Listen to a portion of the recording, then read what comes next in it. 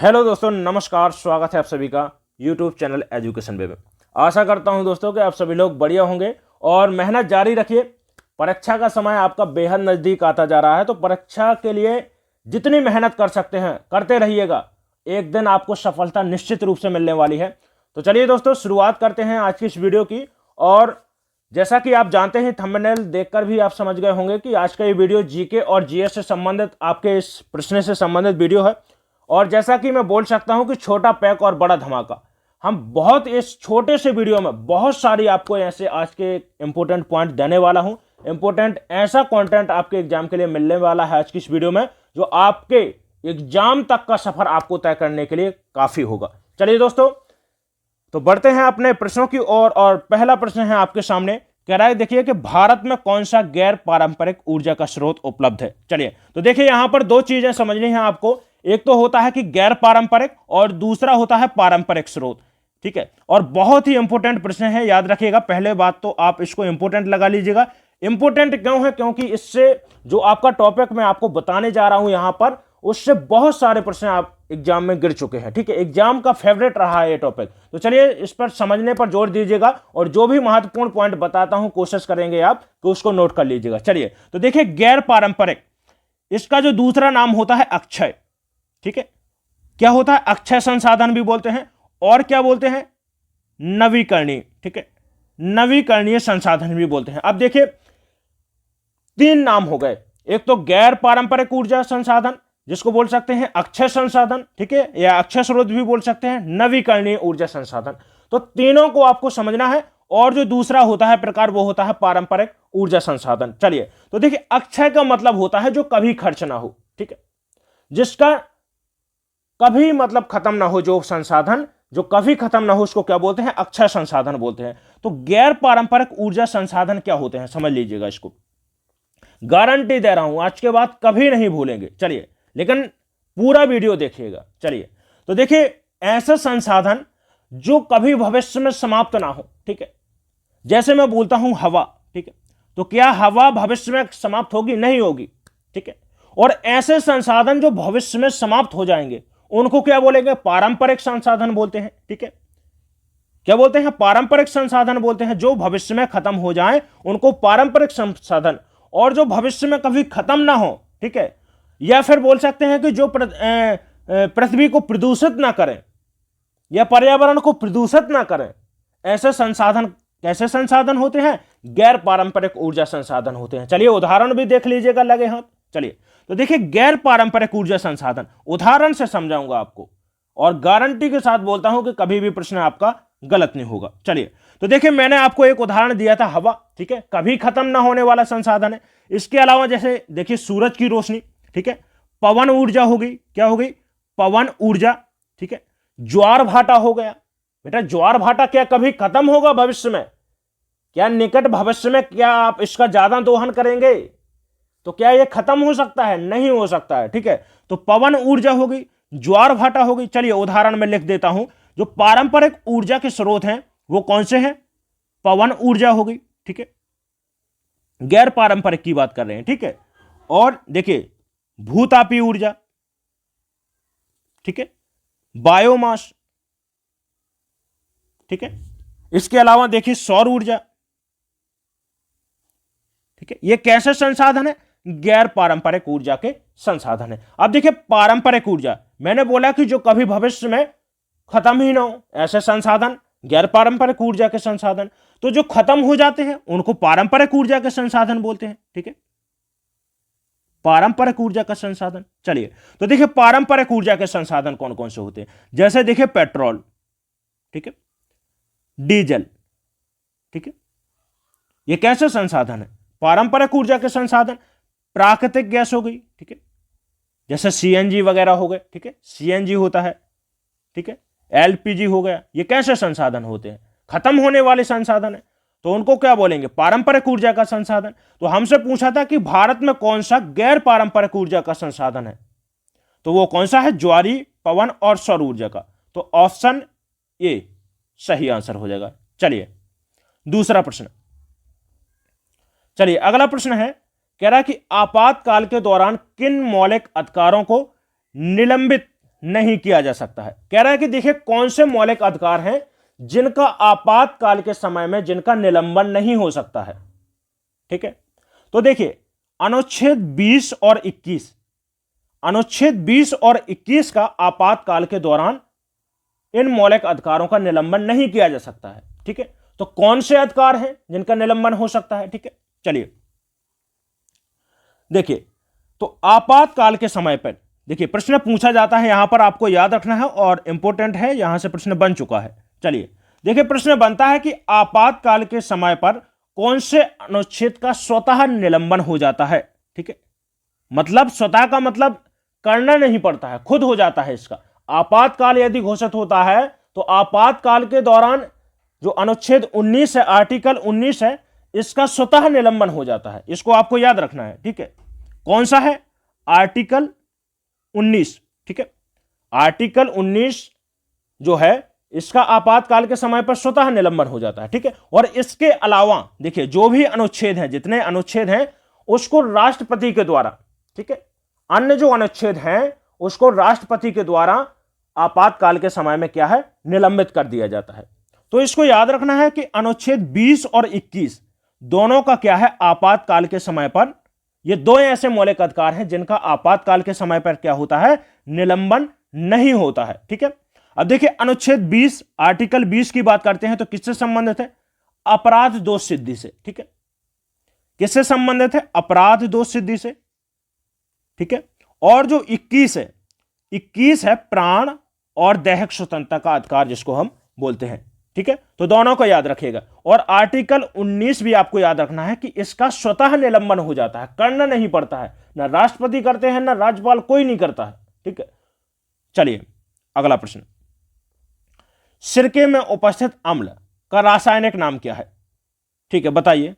तो देखिए मैलिक अम्ल जिसको बोलते हैं या फिर मेलोनिक अम्ल के नाम से भी जानते हैं। तो मेलोनिक जो अम्ल है वो कौन कौन से फल में पाया जाता है? सेब में पाया जाता है। ठीक है, किसमें? सेब में भी पाया जाता है, अंगूर में भी पाया जाता है। ठीक है, इसके अलावा चेरी, ठीक है, चेरी में भी पाया जाता है। ठीक है, और जो जंगली सेब जिसको हम जानते हैं, जंगली सेब के नाम से भी जिसको हम जानते हैं, ठीक है, उसमें भी कौन सा अम्ल? मेलोनिक अम्ल या फिर जिसको मैलिक अम्ल भी बोलते हैं। ठीक है, मैलिक अम्ल, याद रखिएगा दोनों नाम। एसेटिक अम्ल तो सिरके में पाया जाता है, किसमें? सिरका में पाया जाता है अम्ल, कौन सा? एसेटिक अम्ल। तो ऑप्शन बी एसेटिक अम्ल हमारा सही आंसर हो जाएगा। टार्टिक अम्ल इमली में। ठीक है, जो टार्टिक अम्ल है किसमें मिलेगा? इमली में मिलेगा। फॉर्मिक अम्ल, ठीक है, तो जो फॉर्मिक अम्ल है वो किसमें मिलेगा? चींटियां हो गई। ठीक है, इसके अलावा मधुमक्खी हो गया। ठीक है, मधुमक्खी का जो डंक होता है ना, और इसी कारण से समझिएगा कि चींटियां जब आपको काटती हैं तो आपने देखा होगा कि सूजन हो जाता है। ठीक है, सूजन हो जाता है शरीर में, और क्या है, खुजली होती है, वहां पर जलन भी होती है साथ में। तो जो देखिए फॉर्मिक अम्ल होता है ये कैसा? जहरीला अम्ल होता है। पूछा जाता है कि प्रकृति में फॉर्मिक अम्ल किस तरीका से मिलता है, किस तरह से मिलता है, मतलब किस प्रकृति में मिलता है? तो कैसा होता है? जहरीला। इसकी प्रकृति कैसी होती है? जहरीली होती है। जैसे देखिए मधुमक्खी काट लेती है आपको, तो मधुमक्खी काटती है तो वहां पर इन्फ्लामेशन हो जाएगा। ठीक है, साथ में देखिए जलन भी होगा वहां पर, और खुजली भी होती है तेज से। ठीक है, तो देखिए चींटियां, मधुमक्खी, इनके डंक में कौन सा पाया जाता है? फॉर्मिक अम्ल देखने को मिलता है। ठीक है, इसके अलावा जो आपको याद रखना है, आंसर हमारा ऑप्शन बी हो जाएगा, एसेटिक अम्ल के साथ में सिरका में पाया जाता है। ठीक है, लैक्टिक अम्ल याद रखना है, जो एग्जाम में पूछा जाता है ज्यादातर, इसको आप नोट कर लीजिएगा। एक तो मैलिक अम्ल बताया, ये भी इंपॉर्टेंट है। एसेटिक पूछा गया है सिरका में। ठीक है, एसएससी का प्रश्न बता रहा हूं मैं आपको, जो एसएससी कांस्टेबल का एग्जाम था, ठीक है, उसमें यह प्रश्न पूछा गया है, तो नोट कर लीजिएगा। चलिए, तो देखिए साइट्रिक अम्ल और लैक्टिक अम्ल आपको दो याद रखना है। तो जो लैक्टिक अम्ल है वो किस में पाया जाता है? दूध में और दही में। ठीक है, इसके अलावा देखिए लैक्टिक अम्ल, साइट्रिक अम्ल, तो साइट्रिक अम्ल पाया जाता है खट्टे फल, जैसे देखिए नींबू हो गया, संतरा हो गया। ठीक है, जो भी खट्टे फल हैं उसमें साइट्रिक अम्ल आपको देखने को मिलेगा। चलिए अगला प्रश्न, चलिए नेक्स्ट प्रश्न है, कह रहा है कि निम्नलिखित में से कौन सा एस आकार का, ठीक है, एस आकार का महासागर है? देखिए, तो कुल महासागर की बात करें तो महासागर कितने हैं? 5 महासागर हैं। ठीक है, कुल महासागर कितने हैं? 5 महासागर है, और जो सबसे बड़ा महासागर है वो है प्रशांत महासागर। ठीक है, पहला है। दूसरा जो बड़ा है वो है अटलांटिक महासागर, और तीसरा बड़ा है वो है हिंद महासागर, चौथा आर्कटिक, और पांचवा जो है अंटार्कटिक। ठीक है, तो देखिए जो यदि जल की बात करते हैं तो सबसे ज्यादा जल, यदि पूछता है कि सबसे ज्यादा जल किन महासागरों में है, तो देखिए 3 महासागर। ठीक है, 90% तक जल जो है वो कौन कौन से महासागर में है? प्रशांत, अटलांटिक और हिंद महासागर में है। ठीक है, तो एस आकार का हमसे पूछा है, एस आकार का। ठीक है, तो पहले प्रशांत की बात कर लेते हैं। प्रशांत महासागर को क्या बोला जाता है? त्रिभुजाकार महासागर। ठीक है, यदि आपसे पूछता है कि त्रिभुजाकार महासागर किसको बोला जाता है? त्रिभुजाकार महासागर। ठीक है, कौन सा है? प्रशांत महासागर। अटलांटिक, अटलांटिक महासागर को बोला जाता है आंध्र महासागर, और जो दूसरा नाम है इसका वो क्या है? एस आकार का महासागर। ठीक है, एस आकार का महासागर। तो ऑप्शन बी हमारा सही आंसर हो जाएगा। ठीक है, चलिए देखिए, प्रशांत महासागर से पूछा जाता है कि रिंग ऑफ फायर सबसे ज्यादा कहां पर, या पूछ सकता है कि सबसे ज्यादा ज्वालामुखी कौन से महासागर में देखने को मिलती है। तो देखिए प्रशांत महासागर, और इसी के कारण इसको बोला जाता है रिंग ऑफ फायर। क्या बोला जाता है? रिंग ऑफ फायर के नाम से जानते हैं। ठीक है, याद रखिएगा, क्योंकि देखिए जो प्रशांत महासागर का तट है इस पर सबसे ज्यादा ज्वालामुखी आपको देखने को मिलेगी। ठीक है, अटलांटिक महासागर, अटलांटिक महासागर से याद क्या रखना है? ऐसा आकार का बताया मैंने, आंध्र महासागर भी बोलते हैं। और इसके अलावा याद रखना है, पूछता है कि प्यूर्टो रिको, ठीक है, प्यूर्टो रिको गर्त किस महासागर की है? तो अटलांटिक महासागर की, याद रखिएगा, नोट कर लीजिएगा, प्यूर्टो रिको गर्त। ठीक है, और पूछता है कि सबसे गहरी गर्त किस महासागर की है? तो प्रशांत महासागर की है। ठीक है, जिसको हम बोलते हैं मैरियाना गर्त। ठीक है, विश्व की सबसे गहरी गर्त है, याद रखिएगा। हिंद महासागर, हिंद महासागर देखिए यहां से 2 चीज याद रखिएगा। सुंडा गर्त, पूछा जाता है कि सुंडा गर्त किस महासागर में है? तो हिंद महासागर में है। ठीक है, और इसका जो सबसे बड़ा द्वीप है वो कौन सा है? मेडागास्कर है। ठीक है, मेडागास्कर। चलिए अगला प्रश्न, इसके बाहर नहीं जाएगा प्रश्न, याद रखिएगा, बस आपको जो चीजें बताई जा रही हैं उसको आप नोट कर लीजिएगा। चलिए, निम्नलिखित में से कौन मोलस्का के अंतर्गत आता है? चलिए, तो यहां पर देखिए मोलस्का, और जो दूसरा आपको समझना है वो है आर्थ्रोपोडा, जहां से आपके एग्जाम में प्रश्न बन सकता है। ठीक है, मोलस्का और आर्थ्रोपोडा दोनों वेरी इंपोर्टेंट। ठीक है, चलिए, तो मोलस्का, मोलस्का कह रहा है कि कौन सा यहां पर जीव है जो मोलस्का के अंतर्गत आता है। तो देखिए मोलस्का के अंतर्गत कौन कौन से जीव आते हैं? एक तो देखिए पाइला हो गया, ठीक है, जिसको आप सीपी के नाम से भी जानते होंगे, एक सीपी हो गया। ठीक है, सीपियां जानते हैं ना, सीपियां। ठीक है, ऑक्टोपस हो गया। ठीक है, ये किसके अंतर्गत आते हैं? मोलस्का के अंतर्गत आते हैं। ठीक है, तो ऑक्टोपस, ऑप्शन बी हमारा यहां पर सही आंसर हो जाएगा। ठीक है, चलिए आर्थ्रोपोडा, देखिए आर्थ्रोपोडा कौन सा ग्रुप है? यदि आपसे प्रश्न यहां से पूछता है कि आर्थ्रोपोडा के अंतर्गत कौन कौन से जीव आते हैं, तो देखिए आर्थ्रोपोडा के अंतर्गत संधिपाद वाले, संधिपाद समझ रहे हैं, जो जोड़ के साथ में जिनके हाथ पैर हैं। ठीक है, कैसे हैं? जोड़ के साथ में, समझिएगा, जैसे मैंने बोला टिड्डा। ठीक है, जो टिड्डा है आपने देखा होगा कि इसके पैर क्या है? संधि के साथ में है, जुड़ाव के साथ में है। ज्यादातर आपने देखा होगा टिड्डा का पैर पकड़ते हैं तो वहीं से निकल कर आ जाता है, तो वो संधिपात के कारण होता है। ठीक है, जुड़े हुए। ठीक है, तो आर्थ्रोपोडा ग्रुप के अंतर्गत कौन कौन से आते हैं? टिड्डा हो गया, ठीक है, मक्खी हो गई, ठीक है, मच्छर हो गया, और जो सबसे ज्यादा इंपॉर्टेंट है वो कौन सा? तिलचट्टा, जिसको हम बोलते हैं कॉकरोच। ठीक है, कॉकरोच भी किसके अंतर्गत आता है? आर्थ्रोपोडा के अंतर्गत। अब देखिए आर्थ्रोपोडा की बात की है तो बहुत इंपॉर्टेंट यहां से प्रश्न पूछा जाता है, प्रश्न पूछ लिया जाता है कि प्राणी जगत का सबसे बड़ा संघ कौन सा है? प्राणी जगत का सबसे बड़ा संघ कौन सा है? यह पूछ सकता है कि अकशेरुकों का सबसे बड़ा संघ कौन सा है? तो आर्थ्रोपोडा है। ठीक है, और जो दूसरा सबसे बड़ा संघ है वो कौन सा है? मोलस्का है। ठीक है, देखिए थोड़ा सा और डिटेल में आपको ले जाता हूं। देखिए, प्राणी जगत को, जो जीव जंतु हैं, उनको कुल 9 वर्गों में बांटा गया है। ठीक है, 9 वर्गों में बांटा गया है। ठीक है, जिसमें से देखिए आर्थ्रोपोडा भी आता है, मोलस्का भी हो गया। ठीक है, इकाइनोडर्मेटा हो गया, बहुत सारे ग्रुप हैं। ठीक है, कॉर्डेटा हो गया, जैसे रेप्टाइल्स हो गया जिसको हम सरीसृप के नाम से जानते हैं, पोरीफेरा हो गया, ऐसे 9 ग्रुप हैं ये। ठीक है, चलिए अगला प्रश्न। प्रश्न है, कह रहा है कि निम्नलिखित में से शुंग वंश की स्थापना किसने की थी? पुष्यमित्र ने, अगनिमित्रा ने, वसुमित्र ने और देवभूति ने। चलिए, तो देखिए ऑप्शन ए हमारा सही आंसर हो जाएगा। ठीक है, चलिए देखिए, यहां से एक इंपॉर्टेंट प्रश्न बनता है कि शुंग वंश के शासकों की राजधानी क्या रही है। ठीक है, तो शुंग वंश के राज जो शासक हुए हैं उनकी राजधानी क्या रही है? ठीक है, विदिशा। किसको बनाया था? विदिशा को राजधानी बनाया था किसने? पुष्यमित्र शुंग ने। चलिए अगला प्रश्न, केरल के सबसे बड़े जलप्रपात का नाम क्या है? ऑप्शन ए कह रहा है बाझाचल जलप्रपात, दूधसागर और अथरापल्ली जलप्रपात, और डी ऑप्शन कह रहा है कि कुंचिकल जलप्रपात। चलिए देखिए, जो बाझाचल जलप्रपात है और अथरापल्ली दोनों कहां पर है? केरल में। ठीक है, हमसे पूछ रहा है कि केरल का सबसे बड़ा, तो केरल का जो सबसे बड़ा जलप्रपात है वो है अथरापल्ली जलप्रपात। ठीक है, दूधसागर जलप्रपात कहां पर है?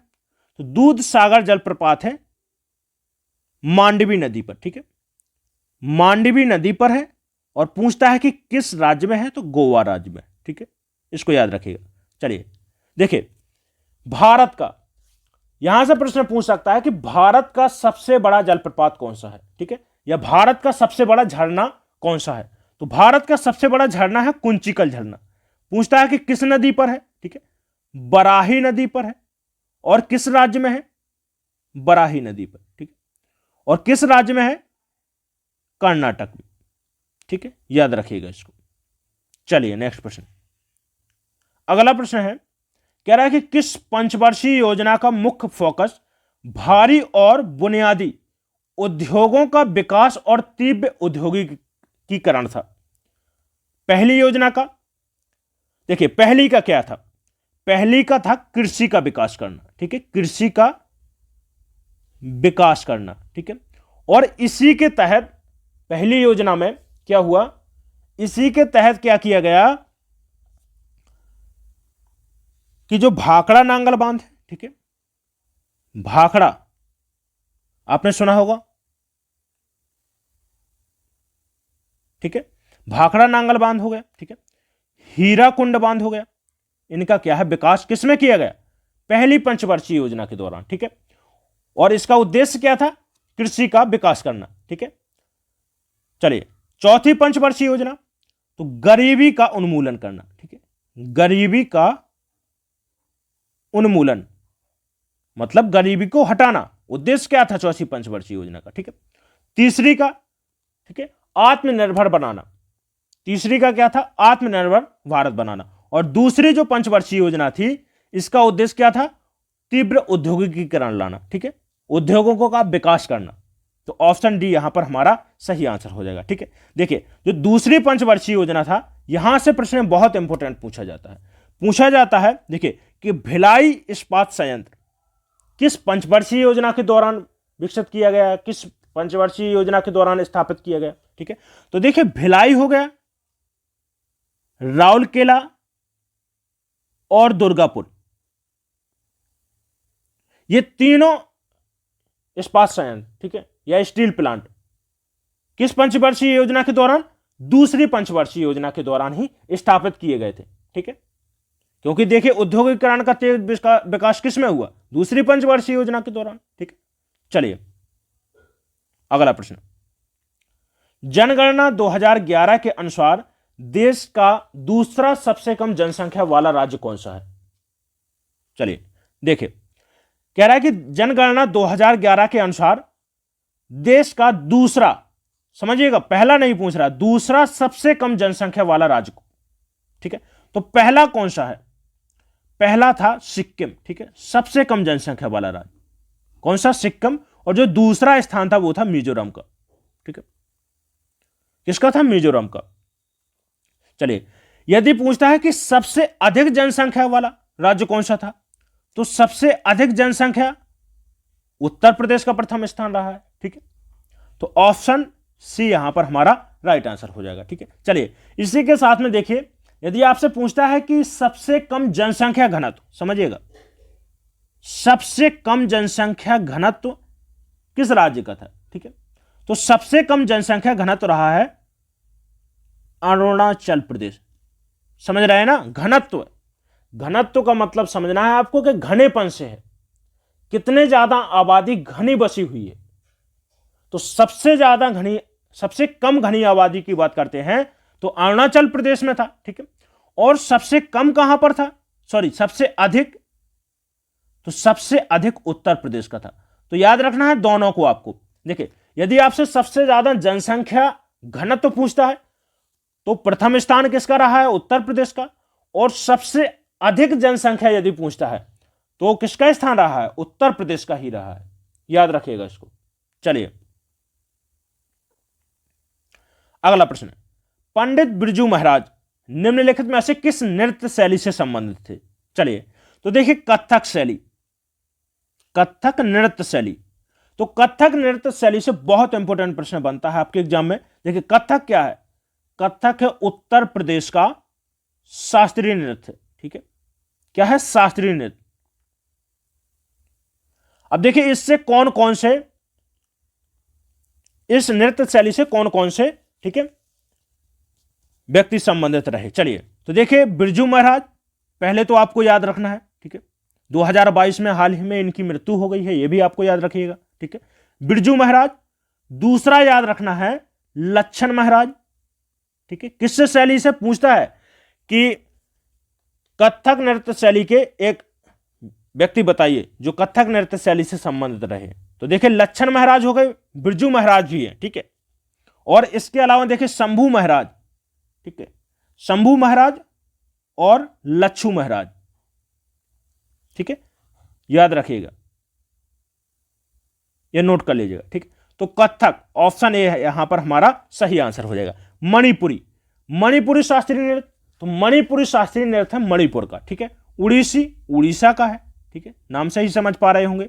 कुचिपुड़ी, कुचिपुड़ी है आंध्र प्रदेश का। ठीक है, आंध्र प्रदेश का शास्त्रीय नृत्य। चलिए नेक्स्ट प्रश्न, चलिए बहुत इंपॉर्टेंट प्रश्न आपके सामने। चलिए कह रहा है, देखिए कांग्रेस और मुस्लिम लीग ने लखनऊ समझौता किस वर्ष में किया था। चलिए,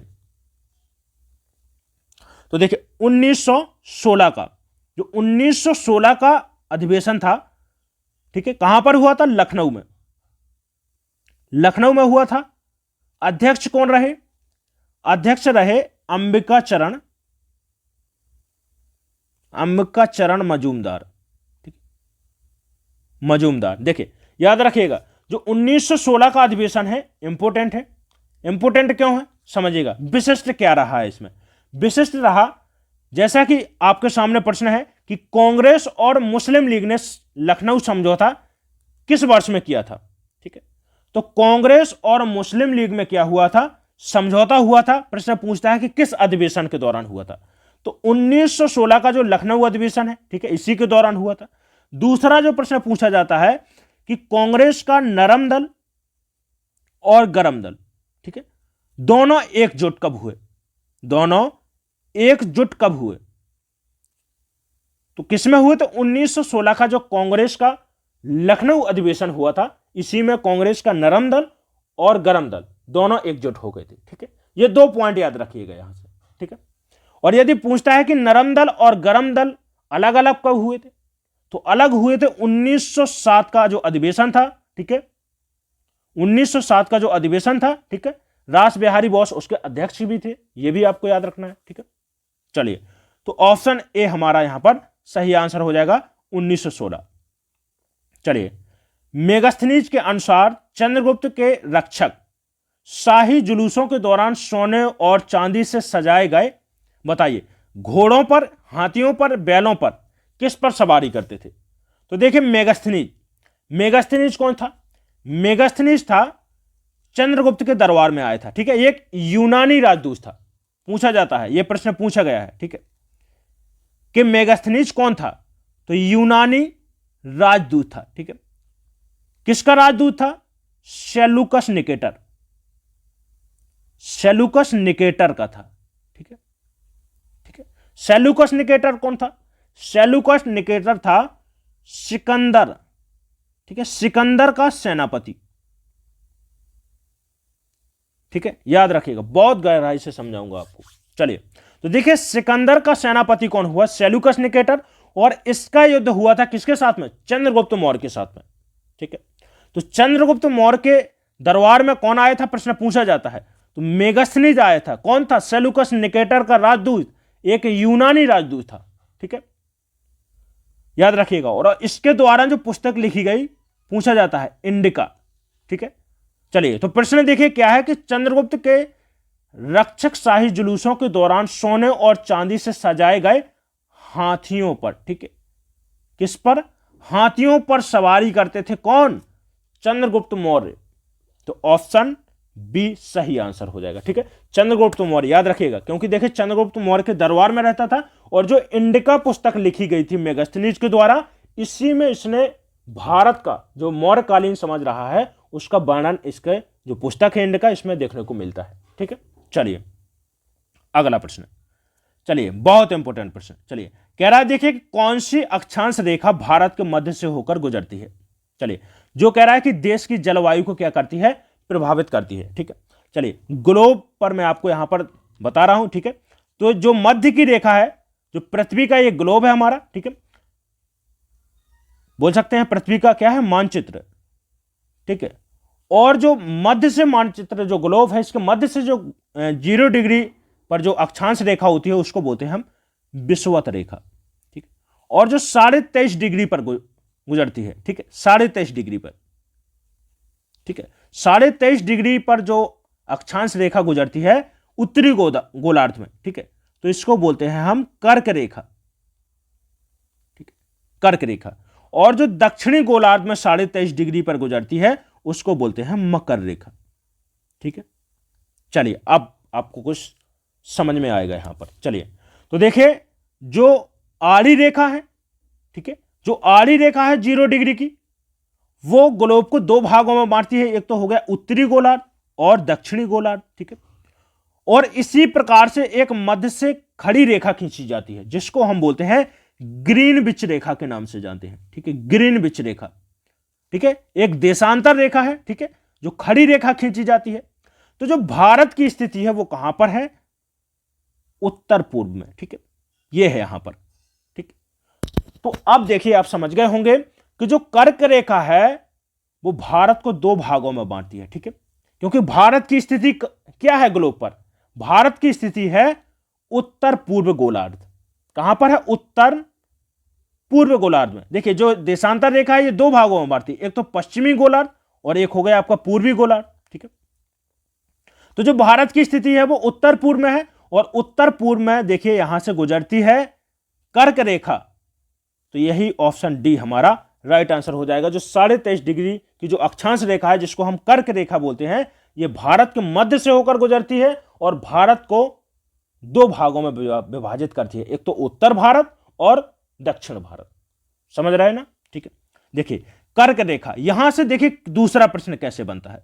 दूसरा प्रश्न यहां से पूछा जाता है कि कर्क रेखा भारत के कुल कितने राज्यों से होकर गुजरती है? तो याद रखिएगा 8 राज्यों से होकर गुजरती है। ठीक है, और यह भी याद रखिएगा आप। ठीक है, प्रश्न पूछा जाता है कि कौन से प्रदेश से होकर नहीं गुजरती। यह प्रश्न बन चुका है। ठीक है, उत्तर प्रदेश का, देखिए उत्तर प्रदेश में ही एक एग्जाम रहा है जिसमें यह प्रश्न पूछा गया है। ठीक है, पूछा गया था कि कौन से राज्य से होकर नहीं गुजरती है, जिसमें से उत्तर प्रदेश एक ऑप्शन रखा था। तो देखो उत्तर प्रदेश से नहीं गुजरती है गुजरात, राजस्थान, मध्य प्रदेश, ठीक है, इसके अलावा छत्तीसगढ़, झारखंड और मिजोरम और त्रिपुरा। ठीक है, तो 8 राज्यों से होकर गुजरती है कर्क रेखा, इसको याद रखिएगा। चलिए अगला प्रश्न। चलिए नेक्स्ट प्रश्न है, कह रहा है कि भारत में पहली संपूर्ण जनगणना कब की गई थी? संपूर्ण जनगणना। ठीक है, चलिए तो देखिए जनगणना की, यदि पूछता है कि पहली जनगणना कब की गई थी, पहली जनगणना, तो पहली जनगणना की गई थी 1872 में। ठीक है, कब की गई थी? 1872 में। प्रश्न पूछा जाता है कि किसके शासनकाल में की गई थी। ठीक है, ठीक है। तो वायसराय कौन था? Lord Mayo. ठीक है, लॉर्ड मेयो के काल में भारत की पहली जनगणना की गई थी। कब? 1872 में। ठीक है, इसको नोट कर लीजिएगा। लेकिन याद रखना है कि पूछा जाता है कि नियमित रूप से भारत की जनगणना कब की गई थी? तो नियमित रूप से भारत की जनगणना की गई थी 1881 में। ठीक है, और तीसरा जो आपको पॉइंट याद रखना है वो है कि स्वतंत्र भारत की जनगणना पहली बार कब की गई थी। ठीक है, स्वतंत्र भारत की पहली जनगणना कब की गई थी? तो स्वतंत्र भारत की पहली जनगणना की गई थी 1951 में। ठीक है, याद रखिएगा तीनों पॉइंट। पहला जो पूछ सकता है कि भारत की पहली जनगणना कब की गई थी, तो लॉर्ड मेयो। ठीक है, वायसराय कौन रहा है? लॉर्ड मेयो के शासनकाल में की गई थी। ठीक है, दूसरा जो प्रश्न बन सकता है कि नियमित रूप से जनगणना कब की गई थी, तो नियमित रूप से जनगणना 1881 में की गई थी। और स्वतंत्र भारत में पहली बार जनगणना कब की गई थी? तो स्वतंत्र भारत की जनगणना की गई थी 1951 में। ठीक है, यदि पूछता है कि अब तक कुल कितने बार जनगणना की जा चुकी है, तो देखिए बेटा, अब तक 15 बार। ठीक है, कितने बार? 15 बार जनगणना हो चुकी है। और 16वीं बार जनगणना 2000, ठीक है, जो लॉकडाउन का समय रहा है, लॉकडाउन के समय की जानी थी, लेकिन कोरोना की वजह से इसको क्या है, स्थगित कर दिया गया था। ठीक है, जनगणना देखिए, क्योंकि जनगणना 10 वर्ष में, प्रति 10 वर्ष में होती है एक बार। ठीक है, तो 2011 में हुई थी। ठीक है, जनगणना। तो इसके बाद में कब होनी थी? 2021 में। लेकिन लॉकडाउन के चलते ये क्या है, स्थगित कर दी गई थी। तो 16वीं जनगणना क्या है, हो नहीं पाई थी। इसको याद रखना है, क्योंकि प्रश्न ये बन चुका है कि कौन सी जनगणना टाली जा चुकी थी। तो जो 16वीं जनगणना थी, ठीक है, ये जनगणना कोरोना की वजह से नहीं हो पाई थी। तो ऑप्शन डी हमारा यहां पर राइट आंसर हो जाएगा। चलिए अगला प्रश्न। चलिए नेक्स्ट प्रश्न है, कह रहा है कि भारतीय संविधान में राष्ट्रपति के चुनाव की विधि कुछ संविधान से लिया गया है। ठीक है, चलिए बताइए। सीधा सीधा प्रश्न है। देखिए, पूछ रहा है कि चुनाव, राष्ट्रपति का चुनाव किस देश के संविधान से लिया गया है। चलिए, जर्मन से, दक्षिण अफ्रीका से, और संयुक्त राज्य अमेरिका, आयरिश। चलिए, तो देखिए जर्मन से क्या क्या लिया गया। जर्मनी से लिया गया है आपातकाल। ठीक है, आपातकाल उपबंध। ठीक है, आपातकाल उपबंध कहां से लिया गया? जर्मनी से। ठीक है, दक्षिण अफ्रीका, तो संविधान संशोधन की प्रक्रिया। ठीक है, संविधान संशोधन की प्रक्रिया कहां से ली गई? दक्षिण अफ्रीका से। संयुक्त राज्य अमेरिका से मूल अधिकार। ठीक है, मूल अधिकार, उपराष्ट्रपति का पद। ठीक है, यह कहां से लिए गए? संयुक्त राज्य अमेरिका से। ठीक है, और आयरिश से, या फिर जिसको आयरलैंड बोलते हैं हम, आयरलैंड से क्या क्या लिया गया? एक तो आपके नीति निर्देशक तत्व, ठीक है, और दूसरा राष्ट्रपति का चुनाव, या फिर राष्ट्रपति के चुनाव। ठीक है, विधानमंडल। ठीक है, राष्ट्रपति का चुनाव। ठीक है, तो ऑप्शन डी हमारा सही आंसर हो जाएगा कि राष्ट्रपति की चुनाव विधि किस संविधान से? तो आयरिश के संविधान से लिया गया है। ठीक है, चलिए नेक्स्ट प्रश्न। पवनों का देश कहा जाता है? जर्मनी, पोलैंड, चेक गणराज्य और डेनमार्क। किसको कहा जाता है? डेनमार्क को कहा जाता है। चलिए अगला प्रश्न है, कह रहा है कि 1290 से 1320 के दौरान किस वंश ने दिल्ली पर शासन किया? ठीक है, देखिए तो क्रमवार समझ लेते हैं हम। ठीक है, पहला जो वंश आया दिल्ली पर, ठीक है, किसने शासन किया? गुलाम वंश ने। गुलाम वंश का समय क्या रहा इसकी स्थापना? तो इसकी स्थापना की 1206 में कुतुबुद्दीन ऐबक के द्वारा। ठीक है, कुतुबुद्दीन ऐबक के द्वारा की गई। ठीक है, ठीक है, इसका समय कब रहा? 1206 से 1290 तक। ठीक है, दूसरा जो वंश आया सैयद वंश, खिलजी वंश। ठीक है, खिलजी वंश। ठीक है, और खिलजी वंश का समय क्या रहा? 1290 से लेकर 1320 तक। और इसकी स्थापना किसने की इस वंश की? तो इसकी स्थापना जलाउद्दीन खिलजी ने की। ठीक है, तीसरा जो वंश आया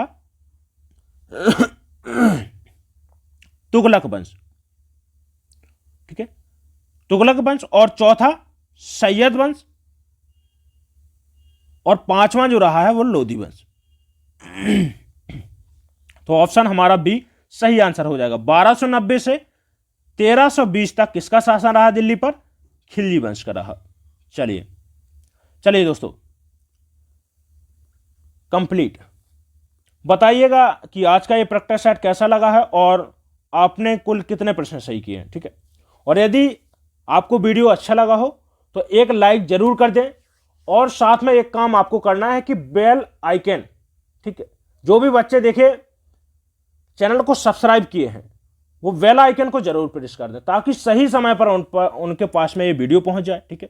और यदि अभी तक आपने चैनल को सब्सक्राइब नहीं किया है तो चैनल को सब्सक्राइब कर लें और इस वीडियो को शेयर कर दीजिएगा, ठीक है। चलिए मिलते हैं अगले वीडियो में, धन्यवाद।